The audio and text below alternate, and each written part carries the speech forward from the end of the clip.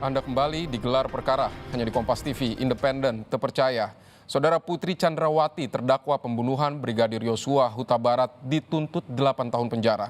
Hal ini menjadi sorotan publik karena dinilai sangat ringan. Terlebih banyaknya peran terdakwa yang memicu Sambo merencanakan pembunuhan. Apakah ada peran tersembunyi dari Putri Chandrawati? Jurnalis Kompas TV, Abel Insani, kembali mengulasnya untuk Anda. Menyatakan terdakwa Putri Chandrawati terbukti bersalah melakukan tindak pidana turut serta melakukan pembunuhan yang direncanakan terlebih dahulu sebagaimana diatur dan diancam pidana dalam dakwaan primer pasal 340 junto pasal 55 ayat 1 ke 1 KUHP. 2. Menjatuhkan pidana terhadap terdakwa Putri Chandrawati dengan pidana penjara selama 8 tahun, dipotong masa tahanan dengan perintah terdakwa tetap ditahan.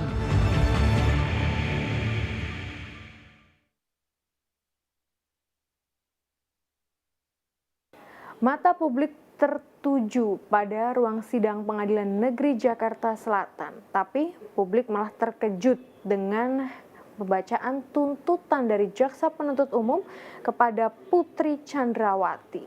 Pasalnya Putri Chandrawati hanya dituntut 8 tahun penjara. Tentu saja masyarakat geger karena hukuman Putri Chandrawati lebih rendah daripada Richard Eliezer, sang justice kolaborator.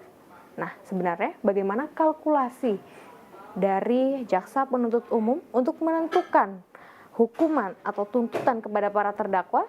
Berikut liputannya untuk Anda. 1. Menyatakan terdakwa Putri Chandrawati terbukti bersalah melakukan tindak pidana turut serta melakukan pembunuhan yang direncanakan terlebih dahulu sebagaimana diatur dan diancam pidana dalam dakwaan primer pasal 340 junto pasal 55 ayat 1 ke 1 KUHP. 2. Menjatuhkan pidana terhadap terdakwa Putri Chandrawati dengan pidana penjara selama 8 tahun, dipotong masa tahanan dengan perintah terdakwa tetap ditahan. Dalam persidangan, Jaksa Penuntut Umum juga menyebut Putri Chandrawati turut berperan dalam pembunuhan Brigadir Yosua Huta Barat. Saat membacakan tuntutan, Jaksa menyebutkan Putri Chandrawati berperan membantu Eliezer mengamankan senjata milik Brigadir Yosua Huta Barat untuk menghindari perlawanan. Fakta ini sesuai dengan pernyataan Eliezer dan CCTV yang merekam Eliezer membawa senjata setibanya di rumah Saguling dan menaruhnya di ruang senjata. Dari apa yang telah diuraikan sebagaimana tersebut di atas, maka rangkaian perbuatan dan peranan terdakwa Putri Chandrawati jelas telah menunjukkan adanya unsur dengan sengaja dalam bentuk kehendak dan pengetahuan yang dimiliki terdakwa Putri, adanya unsur dengan direncanakan lebih dahulu karena baik terdakwa Putri memiliki rentang waktu yang panjang untuk berpikir atas semua tindakan dan perannya dan memiliki rentan waktu yang panjang untuk memastikan akibat dari perbuatan tersebut, yaitu dimulai dari hari Kamis tanggal 7 Juli 2022 di Rumah Magelang, terdakwa Putri meminta saksi Riki Rizal Wibowo melucuti senjata api jenis HS milik korban Nofriansah dan senjata api jenis Steyr.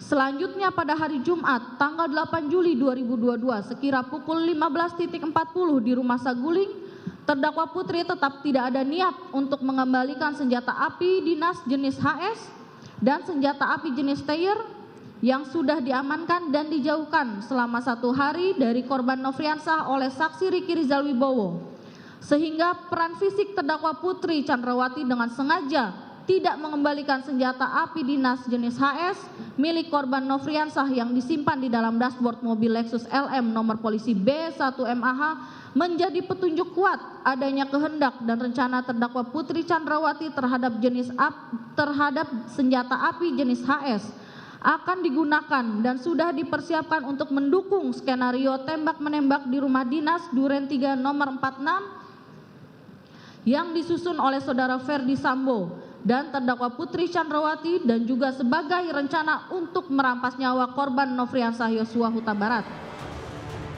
Memang benar secara gagah Sambo sempat mengakui bahwa skenario pembunuhan adalah miliknya. Jika Sambo sebagai otak pembunuhan dan dituntut seumur hidup, maka yang jadi pertanyaan mengapa jaksa menuntut Putri Chandrawati 8 tahun penjara.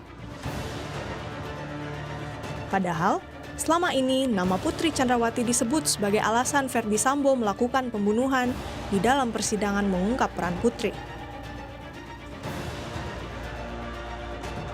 Putri Chandrawati mengaku mengalami kekerasan seksual di Magelang, namun jaksa menyebut tak cukup alat bukti seperti hasil visum serta bertolak belakang dengan keterangan saksi. Putri ikut mendukung pembunuhan Yosua dengan pergi ke rumah Duren 3, lokasi penembakan Yosua dengan alibi isolasi mandiri. Memiliki kesamaan kehendak saat di kamar rumah Duren 3, Putri tidak berupaya mencegah pembunuhan. Putri juga ikut serta berada di rumah Saguling saat Ferdi Sambo menjanjikan uang 500 juta rupiah dan ponsel kepada terdakwa Eliezer, Ricky, dan Kuat Ma'ruf.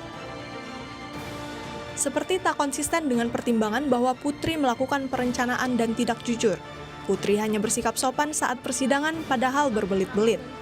Pertimbangan pada Putri lebih banyak yang memberatkan, namun jika melihat kajian gender, Putri dianggap sebagai perempuan yang berhadapan dengan hukum. Sehingga, meskipun sebagai pelaku, Putri akan tetap dipertimbangkan padahal perannya begitu konkret dan jelas. Memang kalau kita dari sudut pandang korban, memang sangat tidak memberikan suatu keadilan ya, karena keadilan itu sangat relatif sekali. Di sini yang perlu dipertimbangkan saya melihatnya adalah sebagai pasal 55 sebagai bentuk turut serta. Ya, turut serta. Yang pertimbangannya ringan itu adalah turut serta tapi sebagai subjek pelakunya adalah sebagai perempuan. Ini tampaknya yang menjadikan suatu pertimbangan majelis kenapa tidak maksimal. Jadi dalam hukum itu ada aliran feminisme seolah-olah seperti itu. Nah, konsep feminisme itu yang kadang-kadang menjadikan istilahnya itu namanya aja adalah perempuan berhadapan dengan hukum. Nah itu perempuan berhadapan hukum walaupun dia sebagai pelaku loh ya, walaupun dia sebagai pelaku. Makanya kita melihat tadi agaknya tidak konsisten dengan pertimbangan bahwa dia adalah melakukan perencanaan ya. Tapi yang tidak konsisten itu adalah bahwa pelaku ini tidak jujur, hanya bersikap sopan. Ya. Berbelit-belit, artinya sebetulnya kalau kita melihat pertimbangan itu adalah banyak yang memberatkan. Kalau yang memberatkan dengan peran yang terjadi harusnya di atas K maupun F. Prediksi kami adalah karena peran yang terjadi adalah sebagai istri yang notabene adalah bagian dari suami yang mau tidak mau pasti tahu kan gitu. Itu adalah di atas R maupun karena sebagai bentuk motif timbulnya adalah UPC.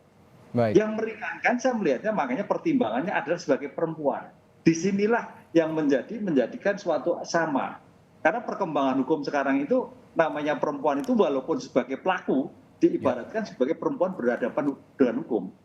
Pertimbangan secara karena jaksa juga melihat ada aspek keadilan di sana. Tapi ini yang menjadikan perdebatan keluarga korban pasti tidak diterima ada seperti ini. Ini yang menjadikan suatu tarik ulur antara kepentingan keadilan gender ya, kemudian sebagai pelaku apalagi sebagai penyerta yang notabene ada terkait dengan suaminya. Ini yang tarik ulur di dalam suatu persidangan. Mudah-mudahan saja Mas, mudah-mudahan saja nanti di dalam suatu putusan hakim, nah gitu kan, bisa memperberat. Nah ini akan mengobati rasa rasa pedih dari keluarga korban. Bisa. Selain sudah jelas Putri ikut berperan dalam pembunuhan Yosua, jaksa menyebut tidak ada kekerasan seksual yang dilakukan oleh Brigadir Yosua seperti yang diklaim Putri.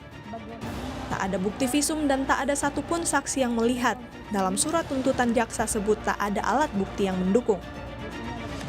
Jaksa justru menyebut hal lain, yakni bertolak belakang dengan kesaksian Eliezer, Kuat Ma'ruf, Ricky Rizal, dan Susi yang memberikan keterangan tak melihat dan tak mengetahui adanya kekerasan seksual yang dialami Putri Chandrawati. Bahwa alat bukti yang mendukung keterangan terdakwa Putri Chandrawati telah mengalami kekerasan seksual atau pemerkosaan dilakukan oleh korban Nofriansyah adalah tidak cukup alat bukti.